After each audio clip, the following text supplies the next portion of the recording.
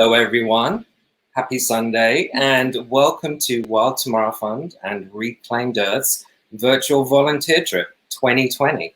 We're so happy that you're joining us today for this orientation. We've got a really exciting week ahead of a variety of conservation activities and experiences that some are very similar to what you would have done if you were in the field. Now, normally we would be standing here. We've got Clinton and Tori that we'll introduce in a moment, and myself and Wendy. We'd be standing down by this river in Zululand on our reserve, and we'd have a gin and tonic in our hands, and we'd be talking about the exciting week ahead. But alas, this is 2020, and things are a little different. So I have a rooibos tea instead of a gin and tonic, which I'm enjoying. So my name is John Stewart, and I am the Executive Director and one of the co-founders of Wild Tomorrow Fund. And by my side... Hi, I'm Wendy Hepgood. I'm also one of the co-founders of Wild Tomorrow Fund, and we're both here. Well, here is New York City. And you can see that we have two other people on screen who are obviously not where we are in rainy New York right now. Tori and Clinton, hi, how's it going? Hello, everybody. Welcome. We're tuning in from South Africa. It's a little not quite sunny South Africa at the moment. But yes, I'm Tori. I'm the volunteer coordinator. So if this was a proper volunteer trip, I would probably have picked you up at the airport by now, driven you down to the Fever Tree Forest where we'd be having our sundowners, and you'd be hearing, just as we will today, about Wild Tomorrow Fund and Reclaimed Earth work on the ground in South Africa. Fantastic. Hi guys, I'm Clinton. I'm the conservation manager. As Tori said, it's getting a bit chilly here in Zululand. The sun is going down, so we hope the light holds for you to see us. And yeah, it's great that you could all join us, and we're excited to share what we do with you. Awesome. So myself and Wendy are in New York, and Clinton and Tori are on the ground in Zululand. And we'd like to bring in Yvette, who is from Reclaimed Earth. And let's bring her in. Hey, Yvette, how's it going? Hi, everyone. So you're in Florida, right? Yep, Miami, Florida. It's sunny today. Awesome. A lot warmer than in Zululand right now. Yeah. And so Reclaimed Earth, you are the president, founder? Yes. So first of all, I'd like to welcome everyone, and I'm so excited that the day is finally here. We worked so hard to bring this week for you all. And so I'm the founder. I'll tell you a little bit more about how Reclaimed Earth was started and the story of Reclaimed Earth. But I really want John, Wendy, Tori, and Clinton to tell us some about Wild Tomorrow Fund and your awesome work. Thank you. Well, I think there's no better way of kicking it off, which we wouldn't do if we were down by the river, is with a video. So let's show you a video of Wild Tomorrow Fund. Wild Tomorrow Fund is a conservation-focused charity. We secure, maintain, and restore wild places to what they were. Wild Tomorrow Fund is about making sure that there is a wild tomorrow, making sure that there is wildlife and wild areas for the future, and that's an initiative, and I think that's a responsibility that sits on all of us, no matter where we live.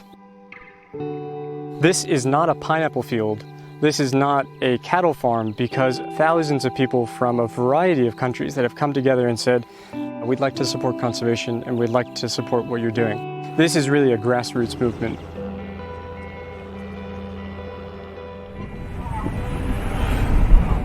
The human population is growing so quickly, but there are still areas that are wild.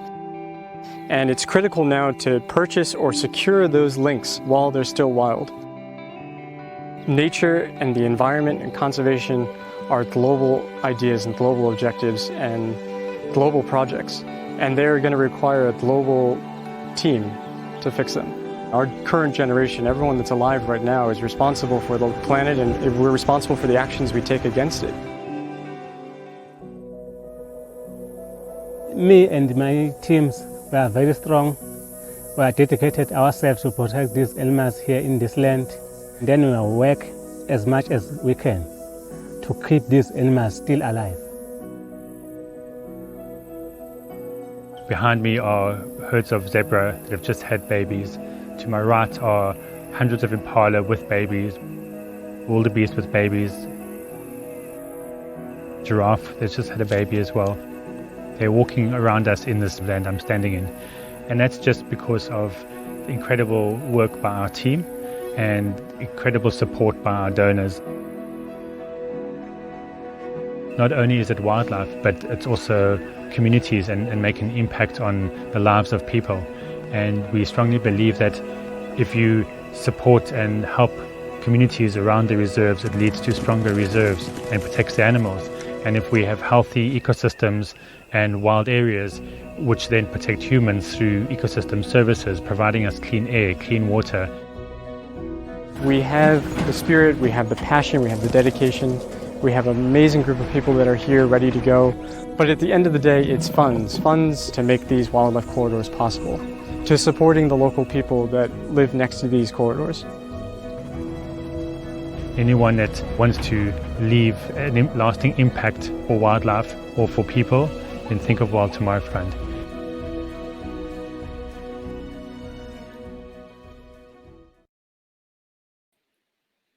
Fantastic. Now, what is so important to us about seeing that work is 6 years ago, Wendy and I were in the corporate world until we volunteered.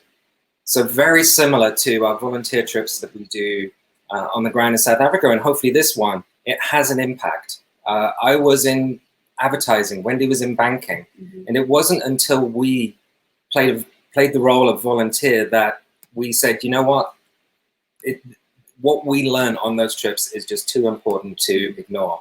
And we took very drastic steps, and certainly it's not for everybody, but being on a volunteer trip, we found that when you go home again, or when you sign off, you are now dedicated to helping for a very long time, and hopefully forever, conservation. Now, if we just bring Clinton back in, Clinton, he's responsible for all of this, so you're to blame and to celebrate. So I met Clinton on my very first volunteer trip back to South Africa. And Clinton was the monitor at the time of an organization called Wildlife Act.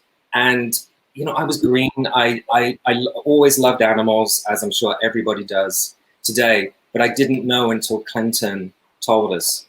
So we began very humbly. What we learned, or what I learned from Clinton, was that wildlife is in trouble because there just isn't enough funding. That was how we began. We realized that the reserves that we were working on, they just didn't have the funds required. And I was thinking, that can't be, we can help here. And because of the exchange rates, it really wasn't a lot of money that we thought. So Wendy and I were like, you know what, let's do this. Let's give this a go, and let's just start with friends and family and see who wants to join our mission to help fund the binoculars and the boots for the rangers that they were just so desperately needing.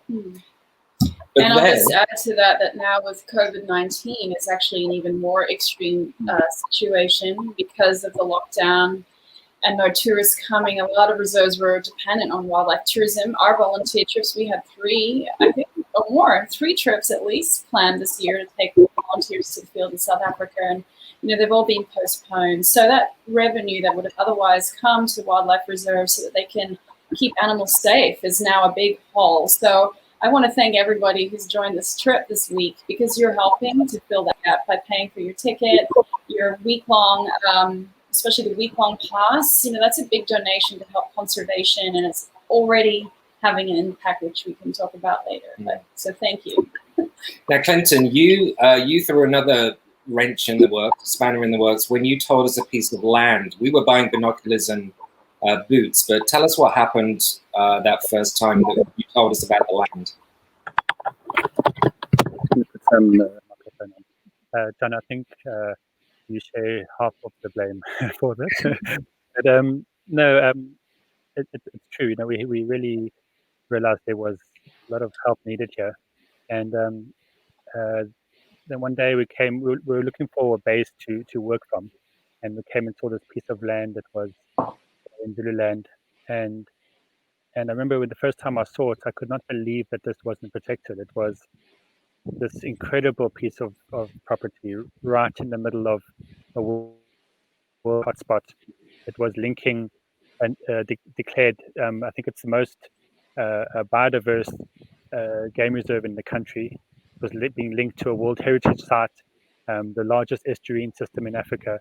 And these few pieces of land were lying between these two properties. And looking at it, we realized, if we just saved those pieces, we would be able to join these two properties up and increase space for animals and rewild these areas.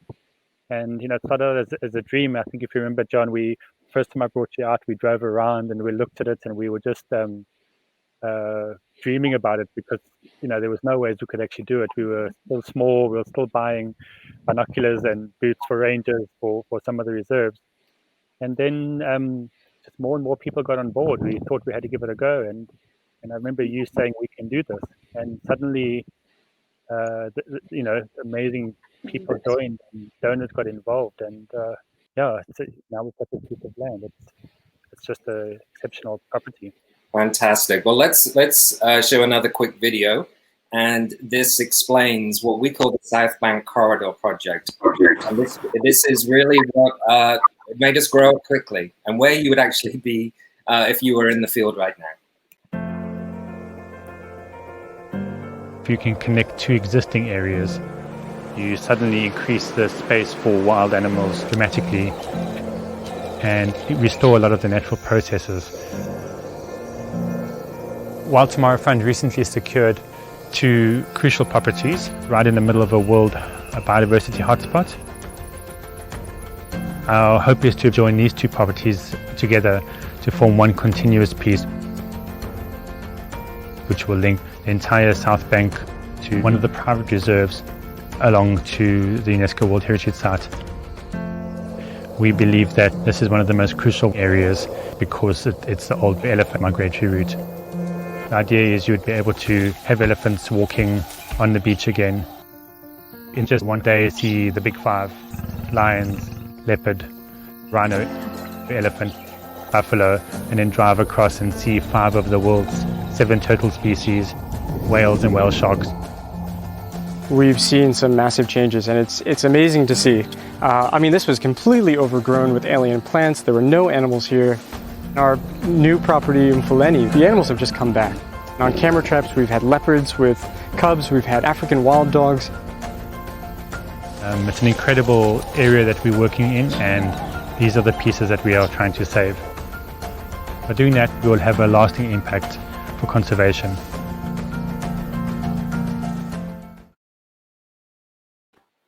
I just love watching that video and seeing, our corridor being restored, the land that we saved that would have otherwise been a pineapple farm. Actually, it was at risk of destruction, and it would have been just all the trees pulled out, the wildlife runoff. So to see it being restored and rewilded and the wildlife jumping out, returning back is really powerful, and it's my favorite part of the work we do because it's so hopeful. So, Clinton, maybe you can explain more about what rewilding means and the work we're doing at Upawela and Mfuleni. Absolutely, I agree with you. It's definitely the best part. In simple terms, rewilding is taking disturbed land or damaged land and returning it back to its natural state. But you've got to look at how do we do this and what is the natural state, because we don't, we see things in such a short time. We don't know what the property looked like 500,000 years ago. So what we've done is we've looked at old satellite photographs. We followed the format of reserves around us that are functioning well and are leading the way. And then the first step we did was just to take off the human pressure. And amazingly, just by removing that constant pressure that people put on a property, you'll find wildlife starts coming back by itself and plants start growing again. But then you also have to take it a bit further because there's been so much damage to the soils and the many alien plants and foreign matter on the property. We've then had to go and remove those things as well. So we've had to go and manage the habitat itself. That would be burning. We live in a savanna area, it's a savanna system, and it requires fire to function properly. So we would have controlled and planned burns, and which also leads to extra training for our staff and skill sets that can be passed into the community. And then then we've had to remove alien plants. We've had to sort out erosion.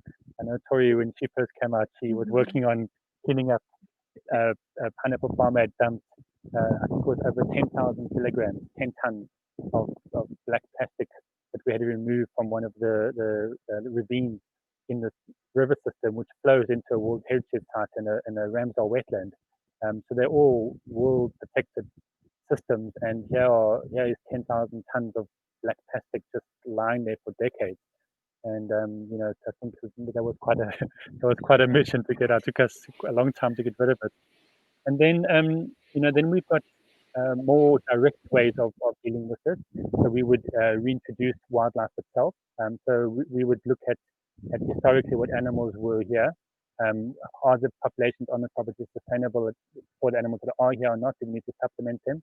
And then we reintroduce these animals. We've put in zebra, wildebeest. We had a caracal, which is like a little African lynx, released as well. We've had hares. The property we're on right now, all the hares have been poached. So we've reintroduced hares onto this area as well. And ostriches, like there was 2 weeks ago, we brought ostriches back. And in this region, even the reserve that we're connecting to and hoping to join up one day, they don't have ostriches anymore, and they used to be here. So our population is one of the first ones to hopefully establish and to start filling those areas again. And then we started reaching out and working with other partners. There's an organization called Semi Wildlife, and they are a rehabilitation organization. They get hurt or abandoned animals and reintroduce them back into the wild. So they've got no human interference policy, no public viewing. So they really rewild the animals properly, and they need a place to release these animals. And that's what we became a site for them as well. So they come in, they do surveys to make sure that the numbers are correct before they release anything. And we've released bushbuck, which is an antelope, 11 of them so far. And we hope that becomes a established population as well. Hares, porcupine, an eagle, a Wahlberg's eagle, and we've got some bush pigs coming soon, and a few other animals. And Benson, the volunteers, we have had volunteers that have been very lucky in the past to have been there when we've had these releases.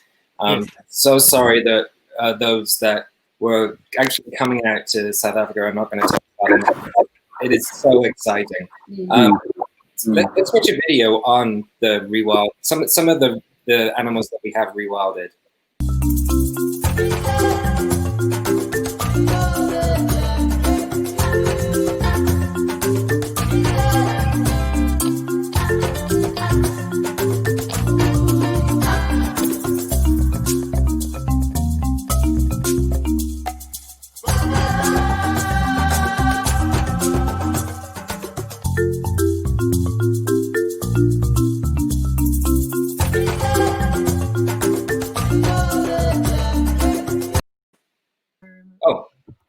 That stopped quickly.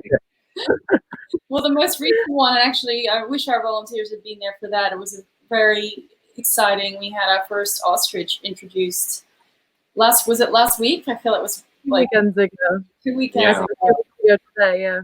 And one very important thing we haven't mentioned is these animals have been sponsored by individuals from around the world. And there have been many past volunteers that have sponsored these animals.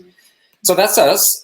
We will be seeing you throughout the week. In a little while, we'll tell you about its itineraries, but let's move over to Yvette and we can learn about Reclaimed Earth. Here she is. We'll be back to you, Tori and Clinton. Hi again, everyone. Hi. So as John and Wendy were saying, we're a nonprofit based out of Miami. And Reclaimed Earth is dedicated to the conservation of endangered wildlife globally. And so we've been operating for about 2 years now. Very much like John and Wendy, I volunteered in South Africa, was inspired, and knew that I had to do something. So I came back home and started a rhino fundraiser. And I was kind of testing the waters to see the success. And I was blown away by the support I got from my friends and family. And I just between that realization and realizing that most people, it's not that they don't care, it's that they just don't know about what's happening with the particular wildlife or how they can help from here, because a lot of people can't take off and, you know, visit these wild spaces. And so I realized that was a gap I could fill for people. And as a result, Reclaimed Earth, our focus is finding boots on the ground efforts like what Wild Tomorrow Fund is doing in KwaZulu-Natal, and partnering with them and then helping spread the word, helping raise awareness for the project, helping raise awareness for the conservation efforts being done, and raising support streams for it. And so locally, we focus on just creating engaging events in a different and unique way where people can still get the information, but it really hits home for them. And so I have a short video I'd like to share with you with some highlights of Reclaimed Earth's work in last year, because this year, COVID. But in the video, you'll see clips of our yearly volunteer trip with Wild Tomorrow Fund. You'll see us visiting the rhino orphanage that you'll get to visit later on this week. You'll see baby Kanyisa at herd, the baby albino elephant that was rescued. And you'll see some clips of the events that we do throughout the year. So here you go.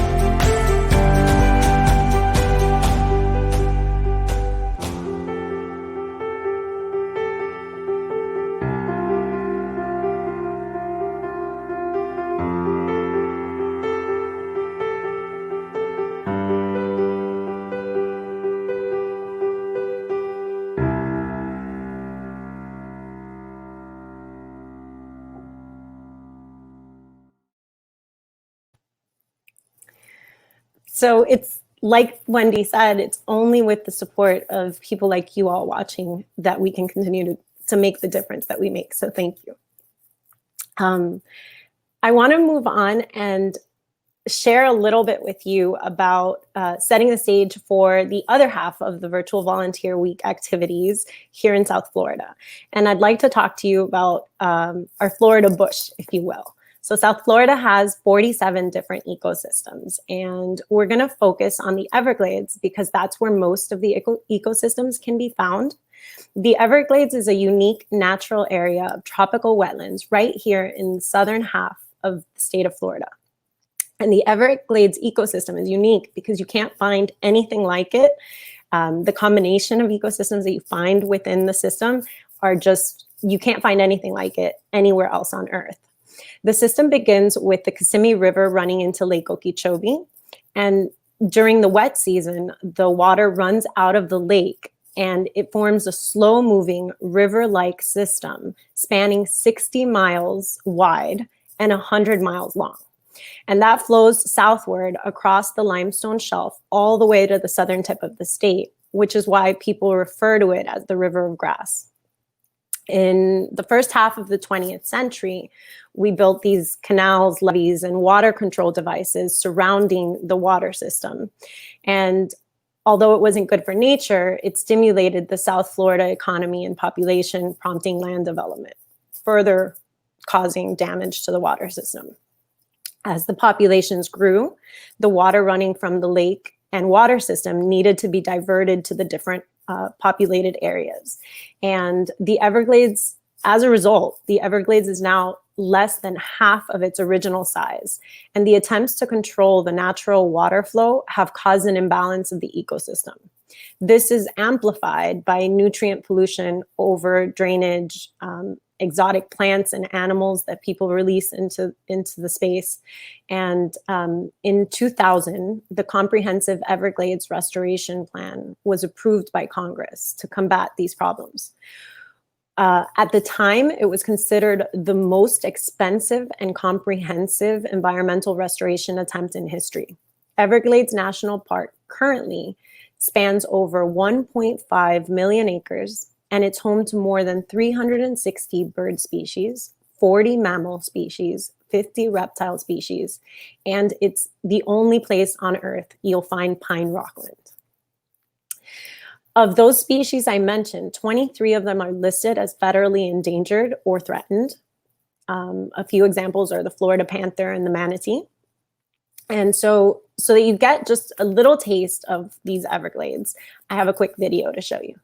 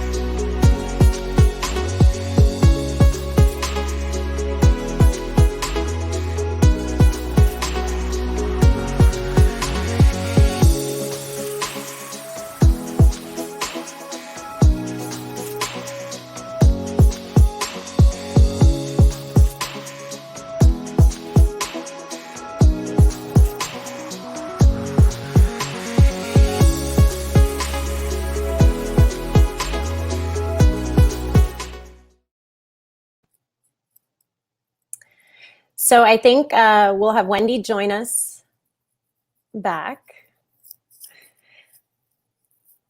I think you're muted, Wendy.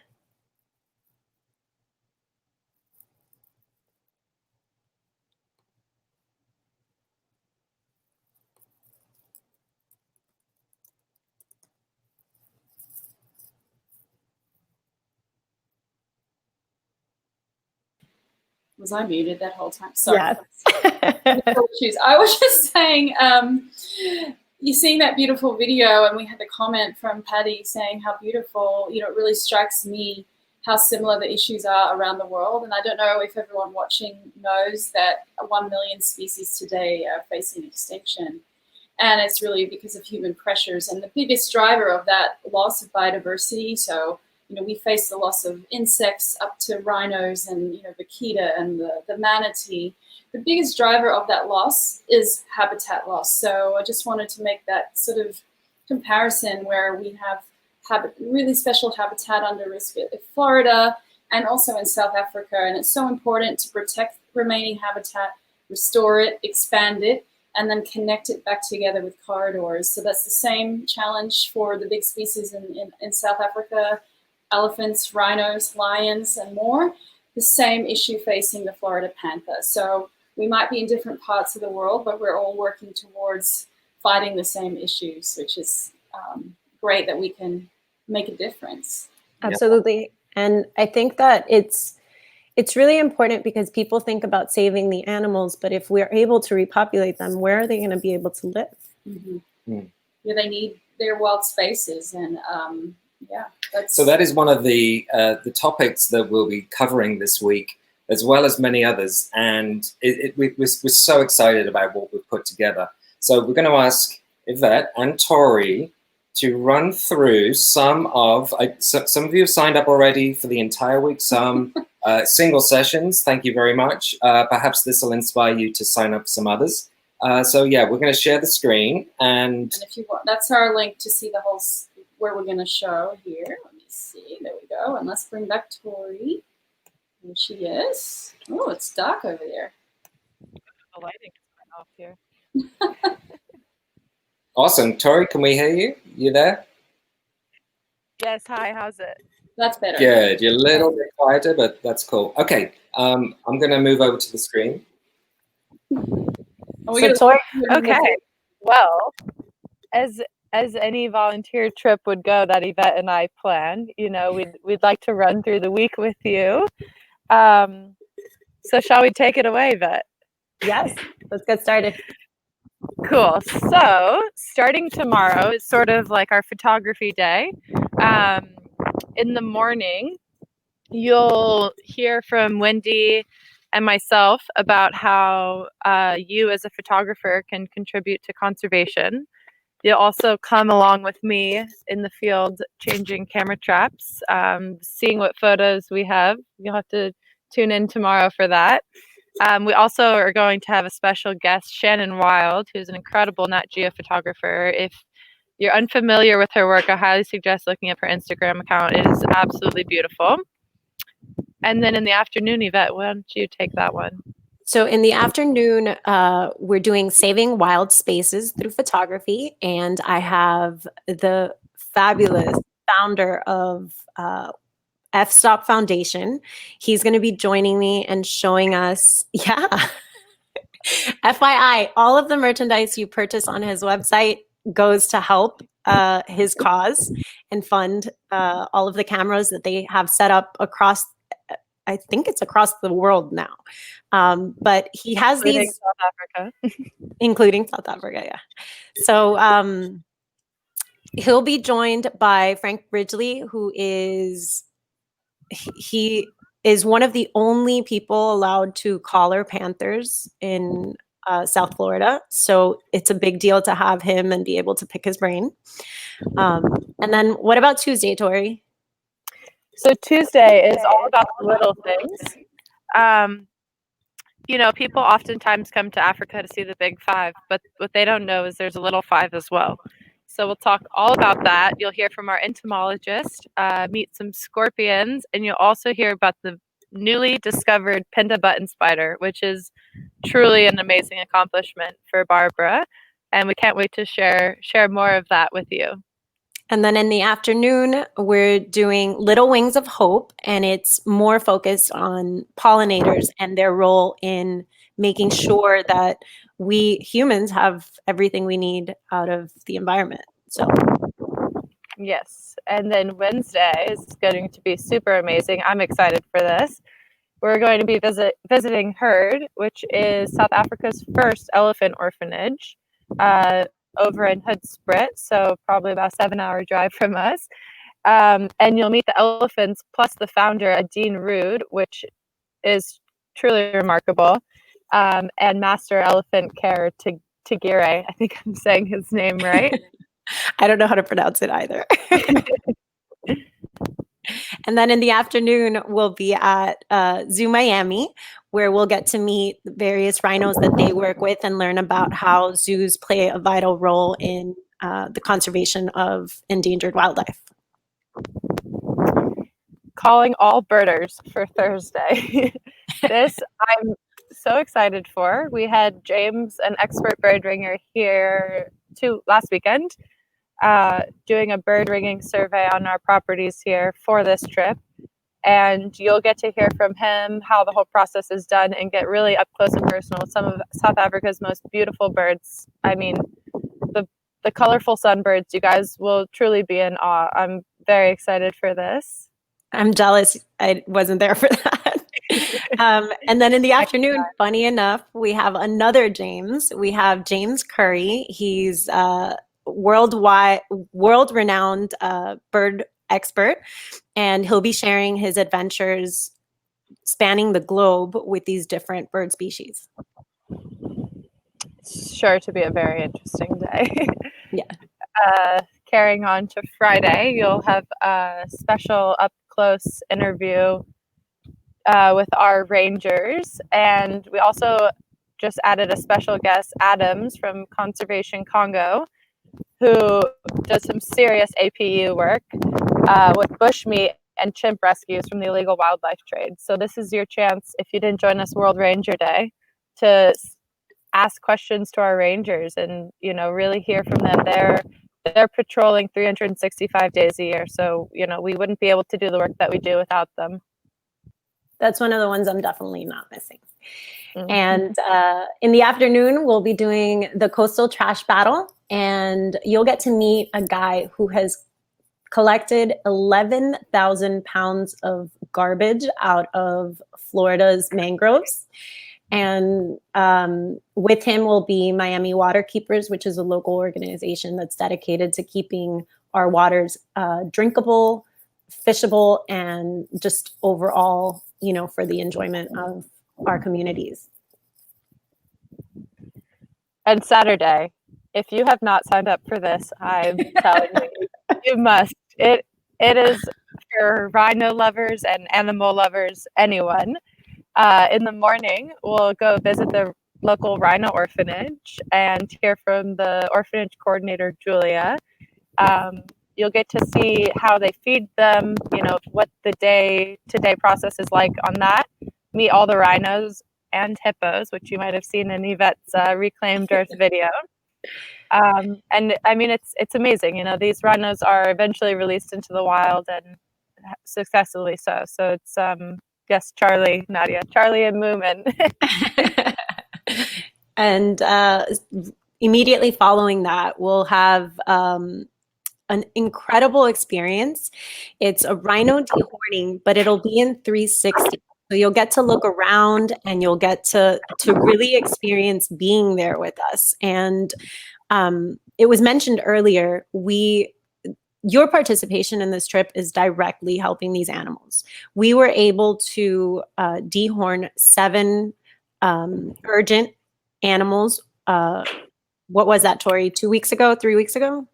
Yeah, 3 or 4 weeks ago. And you know, those animals are safer now because of it. You'll learn why. Shortly after you do the 360 experience, you'll have a panel discussion with the people that were involved in the dehorning, and they'll be able to explain to you everything that happened and why dehorning is now necessary. So you don't want to miss that. Wendy, you're on mute again. And shout out to Habitat XR for coming out and filming this for us. Oh yeah, see, I just wanted to say, join the rhino dehorning if you want to experience truly 360, well, VR, virtual reality, then get your Google Cardboard. It's not required, but it'll just be so much cooler. They're like $6 on Amazon. They deliver in 3 days, so it's not too late. But even if you don't have Google Cardboard or a VR headset, you can do it on YouTube and explore in 360. And yeah, I just wanted to say what I think is most, reiterate what Yvette explained, that if it wasn't for this volunteer trip, we would not have had the funds to do that dehorning. And those rhinos were at risk. The reserve does not have guests, so they don't have the funding they expected to be able to do a dehorning. It's very expensive. And you'll be able to learn more about it and talk directly to the managers, including, and I love this about the reserve, it's called Manyoni Private Reserve, is run by a woman, which is very unusual in our region and really, really cool. The orphanage is also run by a woman, so it's Women in Conservation Day as well. Girl power. Saving rhinos, but I hope for those who haven't signed up, sign up for the week, sign up for your sessions. It's all helping conservation, and the more people we have participating, the more we can do on the ground. So thank you. Absolutely. Yeah. Yeah, and each session will be about an hour, so it's not your whole day. And if you're unable to join us live, you can, of course, rewatch it later. But we'd love to have you live so you can participate in the comment sections. Ask and really get your questions answered. And this is your opportunity to be in the field with these experts. So I know I have a ton of questions ready. And got the list. For everybody that signed up, just so you know, you get an email the night before, so you don't have to scramble looking for the link. So the night before your session, we'll send you an email. It'll have the link you need to connect to our live stream on YouTube. And if you use your PC, it's better because you can, like, you're seeing all these comments up on the screen, then you can participate and ask questions. We'll also have calls to action, so you can also help spread the word and awareness. You'll get fact sheets, so it'll be educational and an interactive week, and we're really excited. Fantastic. Well, thank you very much for joining.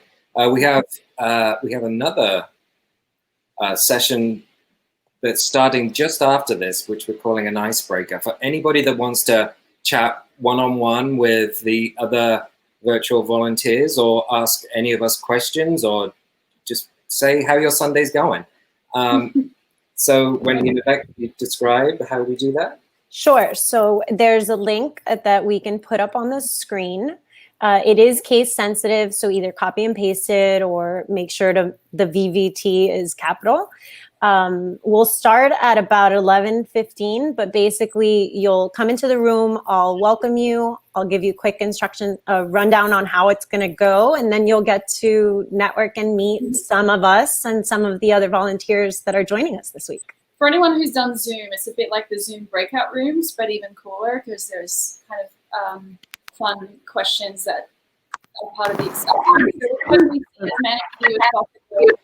Because it's always fun to meet other volunteers, see face to face, and find out why they're passionate about conservation. Lovely. Well, thank you very much, everybody, and we look forward to seeing you again this week. And we'll see whoever would like to jump over. See you in the icebreaker. Thank you, everyone. See you soon. Bye.